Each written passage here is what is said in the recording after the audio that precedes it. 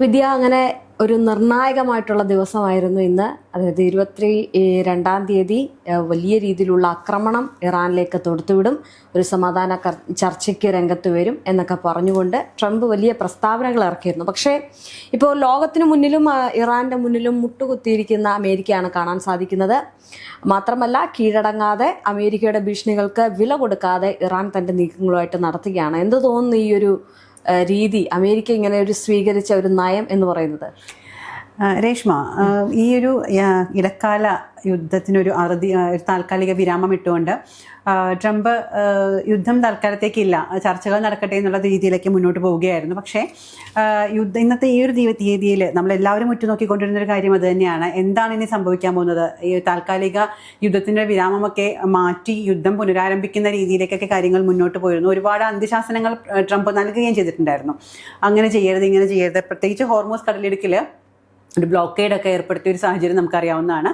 പക്ഷേ ഇതൊക്കെ നിലനിൽക്കെ തന്നെ ഇറാൻ പറഞ്ഞ ഒറ്റ കാര്യമാണ്, തങ്ങളുടെ ആവശ്യങ്ങളെല്ലാം അംഗീകരിക്കാതെ ഇനിയൊരു ചർച്ചയ്ക്ക് ഇറാൻ ഇല്ല എന്ന് പറഞ്ഞ സാഹചര്യത്തിൽ, അല്ലെങ്കിൽ ഇസ്ലാമാബാദിലേക്ക് ജെഡി വാൻസ് ഒരു സമാധാന ചർച്ചയ്ക്കായിട്ടൊക്കെ പോകാനിരുന്ന സമയമാണ്. പക്ഷേ 150ഓളം സൈനിക മേധാവികളെയും അതുമായി ബന്ധപ്പെട്ട ഉദ്യോഗസ്ഥരെയും ഒക്കെ ഇസ്ലാമാബാദ് അവർ ഒരുക്കിയിട്ടുണ്ടായിരുന്നു. പക്ഷെ അതിനെയൊക്കെ നിഷ്ഫലമാക്കിക്കൊണ്ട്, അല്ലെങ്കിൽ അവരുടെ ആ ഒരു എഫേർട്ടിനെയൊക്കെ മാനിക്കാതെ പെട്ടെന്ന് ജെഡി വാൻസ് അത് റദ്ദാക്കുകയും അദ്ദേഹം വൈറ്റ് ഹൗസിൽ തുടരുകയാണ് ഇപ്പോൾ ചെയ്തിരിക്കുന്നത്. അപ്പോൾ അതിൽ നിന്ന് നമുക്ക് മനസ്സിലാക്കാൻ കഴിയുന്ന ഒരു കാര്യം, ഒന്നുകിൽ ഈ ഒരു സമാധാന ചർച്ച ഒന്നും ആവില്ല, അല്ലെങ്കിൽ ഇറാൻ തല കുനിക്കില്ല എന്നൊരു വ്യക്തമായ ധാരണ വൈറ്റ് ഹൗസിന് വന്നു കഴിഞ്ഞിട്ടുണ്ട്. അപ്പോൾ നേരത്തെ പറഞ്ഞതുപോലെ തന്നെ ഒരു ബ്ലോക്കേഡ് പറഞ്ഞിട്ടുണ്ടായിരുന്നു, ഹോർമൂസ് കടലിടുക്കിൽ ഒരു ബ്ലോക്കേഡ് ഏർപ്പെടുത്തിയിട്ടുണ്ടായിരുന്നു. അത് കടന്നിട്ട് അപ്പുറത്തേക്ക് ഒരു കപ്പലുകളെയും വിടില്ല എന്നാണ് ട്രംപ് പറഞ്ഞിരുന്നത്. പക്ഷേ ഈ അടുത്ത സാഹചര്യങ്ങൾ, ഈ ബ്ലോക്കേഡ് ഏർപ്പെടുത്തിയതിനു ശേഷം നമ്മൾ സാഹചര്യങ്ങൾ പരിശോധിച്ചാൽ 26ഓളം ഇറാനിയൻ എണ്ണക്കപ്പലുകൾ ആ കടലിടുക്കിലൂടെ കടന്നുപോയിട്ടുണ്ട്. ട്രംപ് ഒന്നും ചെയ്തിട്ടില്ല, ഒരു വെടി പോലും ഉതിർത്തിട്ടില്ല എന്ന് പറയുമ്പോൾ ട്രംപ് എത്രമാത്രം ഭയപ്പെട്ടു തുടങ്ങി എന്നതിൻ്റെ ഏറ്റവും വലിയ തെളിവായിട്ട് നമുക്കത് പറയാവുന്നതാണ്.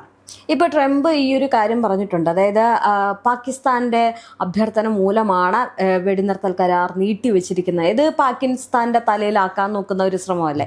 അല്ലെങ്കിൽ പിന്നെ ഈ പറയുന്ന എബ്രഹാം ലിങ്കൺ കപ്പലൊക്കെ അവിടെ കൊണ്ടിട്ട് യാതൊരു തരത്തിലുള്ള പ്രയോജനവും ഇല്ലാതെ, അല്ലെങ്കിൽ പ്രയോജനപ്പെടുത്താതെ ട്രംപ് ഇട്ടിരിക്കുകയാണ്. എന്നാൽ മറുവശത്താണെങ്കിൽ ഇറാന്റെ ആളില്ലാ ജെറ്റുകളൊക്കെ ഉണ്ട്. അപ്പം അത്രയധികം സജ്ജമായിട്ടിരിക്കുകയാണ് ഇറാനും. അങ്ങനെ ഏത് നിമിഷം ഒരു യുദ്ധം നടക്കാം, അല്ലെങ്കിൽ എന്തിനും തയ്യാർ എന്ന് പറഞ്ഞ് ഇറാൻ നിൽക്കുമ്പോൾ, ഈ മറുവശത്ത് ഈ നാണം കെട്ടിട്ട് അത് തങ്ങളുടെ കാര്യം മൂലമല്ല എന്നൊക്കെ പറഞ്ഞുകൊണ്ട് പാകിസ്ഥാന്റെ തലയിലേക്ക് ഇട്ടിട്ട് അവരുടെ അഭ്യർത്ഥന മൂലമാണ് ഞങ്ങൾ ഇതൊക്കെ ചെയ്യുന്നതെന്നാണ് ട്രംപ് പറയുന്നത്. അപ്പോൾ അത്തരം കാര്യങ്ങളെ അതിനെ നോക്കിക്കാണുന്നേ. അത് രേഷ്മ, നമുക്കൊന്ന് ആലോചിച്ച് മനസ്സിലാവുന്ന കാര്യമാണ്. പാകിസ്ഥാൻ എന്ന് പറയുന്ന ഒരു മധ്യസ്ഥൻ മാത്രമാണ്. ആ മധ്യസ്ഥന് എന്താണ് ഇതിപ്പോൾ യുദ്ധം അല്ലെങ്കിൽ ഇതൊരു നീട്ടിവെക്കണം എന്ന് പറയേണ്ട ആവശ്യം അവിടെ മധ്യസ്ഥൻ എന്തുണ്ട് എന്നുള്ളതാണ് ഏറ്റവും വലിയ നമുക്ക് ചിന്തിക്കേണ്ട ഒരു കാര്യം. പിന്നെ മറ്റൊരു കാര്യം എന്ന് പറയുന്നത്, ട്രംപ് ഇപ്പോൾ ഇത് നീട്ടിവെച്ചിരിക്കുന്നത് ഒരിക്കലും ഒരു തീയതി പറഞ്ഞുകൊണ്ടല്ല, ഇത്ര ദിവസം വരെ നീട്ടിവെക്കുന്നു എന്നായിരുന്നു. പക്ഷേ ഇപ്പോൾ ഇന്ന് വന്നിരിക്കുന്ന പുതിയ അനൗൺസ്മെന്റ് പ്രകാരം എത്ര ദിവസത്തേക്കാണ് ഇത് താൽക്കാലികമായിട്ട് നിർത്തിവെച്ചിരിക്കുന്നത് എന്ന് കൃത്യമായ ഡേറ്റ് പറഞ്ഞിട്ടില്ല. അതിൻ്റെ കാരണം എന്ന് പറയുന്നത്, ഇത് 22-ാം തീയതി എന്ന് പറയുന്നത് ലോകം ഉറ്റുനോക്കിയിരുന്ന ഒരു തീയതിയായിരുന്നു. ഇനി ഒരു ദിവസത്തേക്ക് ഏത് ദിവസം എന്ന് ഒരു ലോകം ഉറ്റുനോക്കുന്ന അവസ്ഥയിലേക്ക് കാര്യങ്ങൾ പോയിട്ടില്ല. ട്രംപിന് എത്ര സമയം വേണമെങ്കിലും ഇവിടെ എടുക്കാവുന്നതാണ്. ആ ഒരു രീതിയിലേക്കാണ് ട്രംപ് ഈ ഒരു വെടിനിർത്തൽ കരാറ്, അല്ലെങ്കിൽ താൽക്കാലികമായി വെടിനിർത്തുന്നു എന്നുള്ള കാര്യം നീട്ടിവെച്ചിരിക്കുന്നത്. അപ്പോൾ കൃത്യമായ ഡേറ്റ് പറയാത്തതുകൊണ്ട് അമേരിക്കയ്ക്ക് വലിയൊരു ഗുണമെന്ന് പറയുന്നത്, ഇനി ആരുടെ മുഖത്ത് നോക്കിയും ഇത്ര ദിവസം കഴിഞ്ഞ് എന്താണ് അമേരിക്കയുടെ അടുത്ത നടപടി എന്ന് ഇനി ആരും ചോദിക്കില്ല. ആ രീതിയിലേക്കാണ് വളരെ ബുദ്ധിപൂർവ്വമാണ് ട്രംപ് ആ കാര്യം നടത്തിവെച്ചിരിക്കുന്നത്. ഇപ്പം ഇതിന് പിന്നിൽ, ട്രംപ് ഈ ഒരു നീക്കം നടത്തുന്നതിന് പിന്നിൽ ഏതെങ്കിലും തരത്തിലുള്ള ഗൂഢാലോചന അല്ലെങ്കിൽ തന്ത്രപരമായിട്ടുള്ള കാര്യങ്ങളോ നടക്കുന്നുണ്ട്? കാരണം എപ്പോഴും ഈ പ്രസ്താവനകൾ മാറ്റിക്കൊണ്ടിരിക്കുന്ന ഒരു നേതാവാണ് ട്രംപ്. അപ്പോൾ ഈ പ്രസ്താവനകളും ചർച്ചകളും ഒക്കെ നടത്തുന്നു, ഞങ്ങളിനി ഒന്നും ചെയ്യില്ല എന്ന് പറയുന്ന സ്ഥലത്തും അല്ലെങ്കിൽ ഇറാനെ സമ്മർദ്ദത്തിലാക്കുന്ന രീതിയിലാണ് കാര്യങ്ങൾ. ഇപ്പം നമുക്ക് ഈ എടുത്ത് പറയേണ്ട കാര്യം എന്ന് പറയുന്നത് പോലും, ഇന്ന് ചർച്ച നടക്കാനിരിക്കെ ഇറാന്റെ കപ്പലുകൾ പിടിച്ചെടുത്തതാണ് പിന്നീട് ചർച്ച വീണ്ടും ഒരു പ്രശ്നത്തിലേക്ക്, അല്ലെങ്കിൽ ചർച്ചയ്ക്ക് വഴങ്ങാതെ ഇറാൻ അല്ലെങ്കിൽ അതിൽ നിന്ന് പിന്മാറിയത്. അപ്പം ഇങ്ങനെ ഒരു സാഹചര്യമാണ് ഉണ്ടാകുന്നത്. അപ്പം ഈ നിലവിൽ ഈ ഒരു വെടിനിർത്തൽ കരാർ നീട്ടിക്കൊണ്ടു പോവുകയാണെന്ന് ട്രംപ് പറയുമ്പോൾ അതിൽ ഏതെങ്കിലും തരത്തിലുള്ള ഒരു ഗൂഢാലോചന അല്ലെങ്കിൽ ഒരു തന്ത്രപരമായിട്ടുള്ള കാര്യങ്ങൾ? ട്രംപിന്റെ കാര്യം എന്ന് പറയുന്നത് എപ്പോഴും നമുക്കറിയാം, പല ഘട്ടങ്ങളിലും ഈ ഒരു യുദ്ധം ഫെബ്രുവരിയിൽ സംഭവിക്കുന്ന സമയത്ത് പോലും ഒരു സമാധാന ചർച്ച നടക്കുന്ന സമയത്താണ് ഇറാൻ ആക്രമിക്കുന്നത്. അപ്പോൾ ട്രംപ് എന്നൊക്കെ സമാധാനം എന്ന് പറഞ്ഞിട്ടുണ്ടോ അന്നൊക്കെ കനത്ത രീതിയിൽ പ്രഹരം കൊടുത്തിട്ടുണ്ട്. അത് ഒളിയമ്പുകളാണ് ട്രംപ് ചെയ്യുന്നത്. നമുക്ക് നേർക്ക് നേരെ നിന്ന് പോരാടുന്ന ഒരാളോട് നമുക്ക് അറിയാൻ പറ്റും അയാൾ നമ്മളോട് ഇന്നത്തെ ചെയ്യുമെന്നുള്ളത്. പക്ഷെ ട്രംപ് ഒരിക്കലും അങ്ങനെയല്ല. ഞാൻ ഒന്നും ചെയ്യില്ലട്ടോ എന്ന് പറഞ്ഞ് തലയിൽ തടവിക്കൊണ്ടിരിക്കുമ്പോൾ ഇപ്പുറത്ത് കത്തിയെടുത്ത് കുത്തുന്ന രീതിയാണ് ട്രംപ് എപ്പോഴും അവലംബിക്കാറുള്ളത്. അപ്പോൾ അതുകൊണ്ട് തന്നെ ട്രംപ് ഇപ്പോൾ പോലും ഒരു സമാധാന ചർച്ച അല്ലെങ്കിൽ യുദ്ധത്തിന്റെ ആ ഒരു ഇടവേള നീട്ടിവെക്കാം എന്ന് പറയുന്നതൊക്കെ നമുക്ക് ഒരിക്കലും വിശ്വസിക്കാൻ പറ്റില്ല. ആ ഒരു പറയുന്ന സമയം കൊണ്ട് ഇപ്പുറത്ത് എന്തെങ്കിലും ചെയ്യുന്നുണ്ടോ എന്ന് അറിയില്ല. പക്ഷേ അങ്ങനെയൊക്കെ ട്രംപ് ചെയ്തിരുന്നുവെങ്കിലും ഇനി ട്രംപ് ഒന്ന് പേടിക്കുന്നുണ്ട്. കാരണം ഇറാന്റെ തിരിച്ചടികൾ നിസാരമല്ല എന്ന് ട്രംപിന് മനസ്സിലായി തുടങ്ങിയിട്ടുണ്ട്. അപ്പോൾ ഇപ്പോൾ വന്നിരിക്കുന്ന ഒരു വാർത്ത, കഴിഞ്ഞ ദിവസം വന്നൊരു വാർത്തയാണ്, അത് പ്രകാരം നമ്മൾ ഇന്ന് ആ വാർത്ത ചെയ്തിട്ടുണ്ട്. ആ വാർത്ത പ്രകാരം ഇന്ത്യയുടെ ബഹിരാകാശ വിദഗ്ധർ കണ്ടുപിടിച്ചിരിക്കുന്നത് ചൈനയുടെ ചാര ഉപഗ്രഹങ്ങൾ 2023 ശേഷം, അതായത് 2024 സമയത്ത് ഇറാൻ വാങ്ങിയിട്ടുണ്ടായിരുന്നു എന്നാണ്. അപ്പോൾ അതായത് നമ്മൾ പലപ്പോഴും പല ചർച്ചകളിലും നമ്മൾ സംസാരിച്ചിട്ടുള്ള ഒരു കാര്യമാണ്. ആദ്യം യുദ്ധം നടക്കുമ്പോൾ ഇറാൻ കൃത്യമായ സ്ഥലങ്ങളിലേക്കല്ല ടാർഗറ്റ് ചെയ്തിരുന്നത്. ഇറാൻ സൈനിക താവളങ്ങളെ ആക്രമിക്കാൻ ശ്രമിക്കുമ്പോഴും ഒരുപക്ഷെ ജനവാസ മേഖലയിലേക്ക് അത് ദിശ മാറി പതിക്കുകയും അവിടെ അപകടങ്ങൾ ഉണ്ടാവുകയും ചെയ്തിട്ടുണ്ടായിരുന്നു. പക്ഷേ ആ ഒരു തുടക്കത്തിന്റെ ആ ഒരു അപാകത അല്ലെങ്കിൽ ആ ഒരു പ്രശ്നം വന്നതിന് ശേഷം പിന്നെ എല്ലാം കൃത്യമായ ടാർഗറ്റഡ് ആയിട്ടുള്ള കാര്യങ്ങളായിരുന്നു. കൃത്യമായി ഓരോ എയർബേസുകളും ആക്രമിക്കപ്പെടുന്നു, അവിടെ വലിയ കനത്ത നാശനഷ്ടങ്ങൾ ഉണ്ടാകുന്നു. ആ രീതിയിലേക്ക് കാര്യങ്ങൾ മാറി പറഞ്ഞു. അപ്പോൾ അന്നും നമ്മൾ സംസാരിച്ചിരുന്നതാണ് ചൈനയുടെ അത്തരത്തിലുള്ള സാങ്കേതിക സഹായം ഇറാന് ലഭിച്ചിട്ടുണ്ട് എന്നുള്ള കാര്യങ്ങൾ. പോർ വിമാനങ്ങൾ ആക്രമിച്ചപ്പോഴൊക്കെ നമ്മൾ പറഞ്ഞിരുന്നു അത് എങ്ങോട്ട് നീങ്ങുന്നു, എങ്ങോട്ടാണ് മിസൈൽ ലോഞ്ചറുകൾ എങ്ങോട്ട് നീങ്ങുന്നു എന്നൊക്കെ കൃത്യമായിട്ട് ഇറാന് മനസ്സിലാവുന്നുണ്ട്. അത് ചൈനയുടെ സഹായം ലഭിച്ചതുകൊണ്ടാണെന്ന് നമ്മൾ പറഞ്ഞിരുന്നു. പക്ഷേ ഇന്നിപ്പോൾ ആധികാരികമായിട്ട് നമ്മളുടെ ഇന്ത്യയിലെ തന്നെ ബഹിരാകാശ വിദഗ്ധർ അതിന് കൃത്യമായിട്ടുള്ള വിശദീകരണം നൽകിയിട്ടുണ്ട്.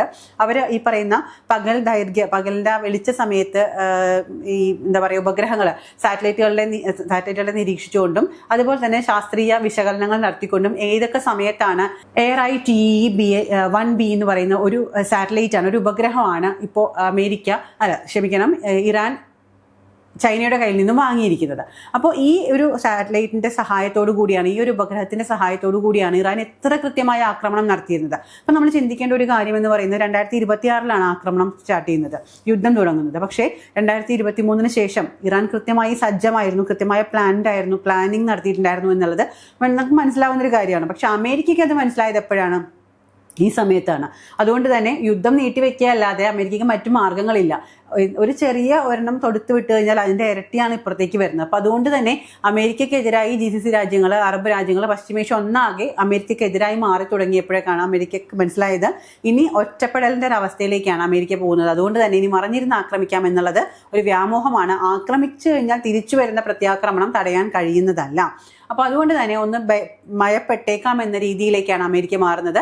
ഈ ഒരു സമയം കൊണ്ട് ഇറാനുമായി മറ്റ് ചർച്ചകൾ നടത്തുകയും ഇറാന് അനുകൂലമായ രീതിയിൽ തന്നെ, എന്നാൽ അമേരിക്കയുടെ തല താഴാത്ത രീതിയിൽ എന്തൊക്കെ ചെയ്യാൻ പറ്റുമോ അങ്ങനത്തെ കാര്യങ്ങളിലേക്ക് നോക്കാം എന്നൊരു തീരുമാനത്തിലേക്ക് അമേരിക്ക മാറുകയാണ്. അതിൻ്റെ ഏറ്റവും പ്രതിഫലിക്കുന്ന അല്ലെങ്കിൽ നമുക്ക് ഏറ്റവും വ്യക്തമാവുന്ന തെളിവെന്ന് പറയുന്നത് ഈ യുദ്ധം നീട്ടിവെച്ചിരിക്കുന്നു, അല്ലെങ്കിൽ 22 പുനരാരംഭിക്കും എന്ന് പറയുന്ന യുദ്ധം അത് പിന്നീട് അടുത്ത ദിവസങ്ങളിലേക്ക് മാറുന്നു, അല്ലെങ്കിൽ ഇനി അടുത്ത ഇടവേളയ്ക്ക് ശേഷം മാത്രമായിരിക്കും ഇത്തരത്തിൽ യുദ്ധം ഉണ്ടാവുകയുള്ളൂ എന്നൊക്കെ അമേരിക്ക പറയുന്നതിന്റെ കാരണം തന്നെ ഇതിന് ഏറ്റവും വലിയ പ്രത്യക്ഷമായ തെളിവ് തന്നെയാണ്. അമേരിക്ക ഭയപ്പെട്ടു തുടങ്ങിയതിന്റെ ഏറ്റവും വലിയ തെളിവ് തന്നെയാണ്. അങ്ങനെയാണെങ്കിൽ ഇപ്പം ഈ ഒരു വെടിനിർത്തൽ കരാർ നീട്ടിക്കൊണ്ടുപോയത് ഗൾഫ് മേഖലയ്ക്ക് താൽക്കാലിക ആശ്വാസമാണെങ്കിൽ പോലും ഒരു അശാന്തി പരത്തിക്കൊണ്ട് ഈ പറയുന്നത് പോലെ തന്നെ ഇസ്രായേൽ ഗസയിലിട്ട് ഒരു ആക്രമണം നടത്തിയിട്ടുണ്ട്. അപ്പോൾ ഈ ഒരു ആക്രമണവും ചെറിയ രീതിയിലുള്ള ഒരു സംഘർഷാഭരിതമാണെങ്കിൽ പോലും നിലവിലെ വെടിനിർത്തൽ എത്രത്തോളം സാധ്യമാകും എന്നുള്ളതാണ്. അതായത് മറുവശത്ത് അതൃപ്തി അറിയിക്കുന്ന ഇസ്രായേലിനെയാണ് കാണാൻ സാധിക്കുന്നത്. വെടിനിർത്തൽ ഏത് തരത്തിലും അംഗീകരിക്കാത്ത ഒരു ബെഞ്ചമിൻ നെതന്യാഹു അതിനെ തീരെ സപ്പോർട്ട് ചെയ്യാത്തൊരു പ്രവണതയൊക്കെയാണ് കാണുന്നത്. അപ്പോൾ അങ്ങനെയാണെങ്കിൽ മറുവശത്ത് ഈ വെടിനിർത്തൽ കരാർ കൊണ്ടുവന്ന അതേ ഫലസ്തീനിലാണ് വീണ്ടും ഈ ഗസയിലേക്കൊക്കെയാണ് ആക്രമണം നടത്തുന്നത്. അപ്പം ഇതൊക്കെ എന്തെങ്കിലും തരത്തിൽ വീണ്ടും ഈ പറയുന്നത് പോലെ തന്നെ ഇറാനെ ബാധിക്കത്തില്ലേ? ആദ്യം ചോദിച്ച പോലെ ഈ അറബ് രാജ്യങ്ങളിലേക്ക് അത് ഒരു നമുക്ക് ഏറ്റവും എടുത്ത ഒരു ആശ്വാസം എന്ന കാര്യം എപ്പോഴും അറബ് രാജ്യങ്ങളെ ഇനി ആക്രമിക്കില്ല എന്ന് ഇറാൻ പറഞ്ഞിട്ടുണ്ട്. അപ്പോൾ അതുമായി ബന്ധപ്പെട്ട് അവിടെ ഒരു സമാധാനം ഇപ്പോൾ പുനഃസ്ഥാപിക്കപ്പെട്ടിട്ടുണ്ട്. തൽക്കാലത്തേക്ക് ഇറാൻ ഒന്നും ചെയ്യില്ല എന്ന് ഇറാൻ പറഞ്ഞു കഴിഞ്ഞാൽ വാക്ക് പറഞ്ഞാൽ അത് വാക്കാണ്, അമേരിക്ക പറയുന്നത് പോലെയല്ല. അപ്പോൾ അതുകൊണ്ട് തന്നെ അറബ് രാജ്യങ്ങളുടെ കാര്യത്തിൽ ഏകദേശം ഒരു ധാരണയിൽ എത്തിയിട്ടുണ്ട്. അവർക്ക് കുറച്ചൊരു ആശ്വാസത്തിനുള്ള വക ലഭിച്ചിട്ടുണ്ട്. പക്ഷേ മറുഭാഗത്തേക്ക് വരുമ്പോൾ അവിടെയും എപ്പോഴും നമ്മൾ ആദ്യമേ പല ചർച്ചകളിൽ നമ്മൾ സംസാരിച്ചിട്ടുള്ള കാര്യമാണ് നെതന്യാഹു എന്ന് പറയുന്ന വ്യക്തി എന്തിനാണ് ഈ യുദ്ധക്കൊതിയനായി എന്ന് തുടങ്ങിയാണ് യുദ്ധക്കൊതിയനായി മാറിയത് എന്നൊരു കാര്യം. അപ്പോൾ നമുക്കറിയാവുന്നതാണ് അദ്ദേഹത്തിനെതിരെ ഒരുപാട് കേസുകൾ നിലനിൽക്കുന്നതുകൊണ്ട് തന്നെ യുദ്ധം ഒന്നടങ്ങി അവിടുത്തെ ജീവിതം സാധാരണ രീതിയിലേക്ക് വന്നു കഴിഞ്ഞാൽ കോടതി അദ്ദേഹത്തെ കുറ്റക്കാരനാണെന്ന് കണ്ടെത്തുകയും അദ്ദേഹം ജയിലിലേക്ക് മാറപ്പെടേണ്ട ഒരു അവസ്ഥയ്ക്ക് സംജാതമാവുകയും ചെയ്യും എന്ന വ്യക്തമായ ധാരണയുള്ളതുകൊണ്ടാണ് ഇത്തരത്തിലൊരു പ്രശ്നം ഉണ്ടാവാതിരിക്കാൻ നെതന്യാഹു മനഃപൂർവ്വം ഒരു യുദ്ധം എപ്പോഴും നെതന്യാഹുവിന് അവിടെ നിലനിൽക്കണമെങ്കിൽ പ്രധാനമന്ത്രിയായി നിലനിൽക്കണമെന്നുണ്ട് എങ്കിൽ അദ്ദേഹം എന്ത് ചെയ്യണം? അവിടുത്തെ യുദ്ധഭീതി എപ്പോഴും ആ ജനതയ്ക്ക് കൊടുത്തുകൊണ്ടിരിക്കണം. അതൊന്നുകിൽ ഇറാനെ വന്ന് ആക്രമിക്കണം. ഇപ്പോൾ തൽക്കാലത്തേക്ക് അമേരിക്ക ആക്രമിക്കാൻ പറ്റില്ല എന്ന് പറഞ്ഞതുകൊണ്ട് അവിടെ പറ്റുന്നില്ല, നേരെ ഇപ്പുറത്ത് പോയി അടിച്ചു. അപ്പം നമ്മൾ ചിന്തിച്ചാൽ നമുക്ക് മനസ്സിലാവുന്ന കാര്യമാണ്, എവിടെയെങ്കിലും ഒരു സ്ഥലത്ത് ആക്രമണം നടത്തിയാൽ, മതിരി യുദ്ധം നടത്തിയാൽ, ഉണ്ടാക്കിയാൽ മാത്രമാണ് നെതന്യാഹുവിന് നിലനിൽപ്പുള്ളൂ. നെതന്യാഹുവിൻ്റെ രാഷ്ട്രീയ ജീവിതത്തിൻ്റെ ശോഭനമായ ഭാവിക്ക് വേണ്ടിയാണ് അദ്ദേഹം ഇത്തരത്തിൽ പലപ്പോഴും പല രാജ്യങ്ങളുമായും യുദ്ധത്തിന് പോകുന്നതും യുദ്ധം നടത്തുന്നതും. അല്ലാതെ ഒരു ലോകത്തിനും സമാധാനം കൊടുക്കാൻ ആരും യുദ്ധം ചെയ്യില്ല, നമുക്ക് മനസ്സിലാവുന്ന കാര്യമാണല്ലോ. സമാധാനത്തിന് വേണ്ടിയാണ് ഞങ്ങളുടെ ഈ യുദ്ധം എന്ന് പറയുന്നത് ഒരിക്കലും ഒരു ശരിയായ കാര്യമല്ല, മറിച്ച് അദ്ദേഹത്തിന്റെ നിലനിൽപ്പിന് വേണ്ടി മാത്രം ചെയ്യുന്നൊരു കാര്യമാണ്.